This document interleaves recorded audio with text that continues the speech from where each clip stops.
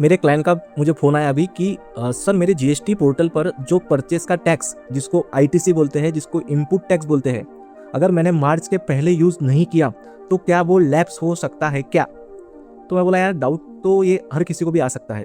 तो देखो परचेस के टैक्स के बारे में कुछ मैं इंपॉर्टेंट चीज़ें आपको बताता हूँ। अगर आप पूरी जीएसटी में परचेस करते हो, मतलब आपका जीएसटी नंबर सामने वाले को देते हो और आपके बैंक अकाउंट से सामने वाले को पेमेंट करते हो, तो आपको परचेस बिल मिलता है। सामने वाले ने अगर उसका जीएसटीआर 1 10 तारीख के पहले फाइल कर दिया तो आपके वो 2B में आता है।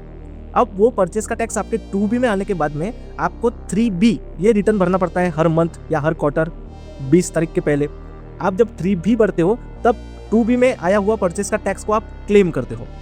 क्लेम करने के बाद में आपका वो परचेस का टैक्स क्रेडिट लेजर में जमा हो जाता है। अब क्रेडिट लेजर में जमा होने के बाद में वो हमेशा आपके पास में अवेलेबल है जब तक कि आप उसे यूज़ नहीं करते हो। उसकी ऐसी कोई वैलिडिटी नहीं है कि इतने इतने पीरियड में ही उस सब चीज़ों को यूज़ करना पड़ेगा। अब मेरे को एक दूसरा सवाल आता है कि सर अगर मान के चलो 25-26 इस पूरे साल में अगर ऐसी कोई बिल है जो सामने वाले पार्टी ने नहीं बताया तो क्या वो भी मेरे हाथ से निकल गया क्या? नहीं।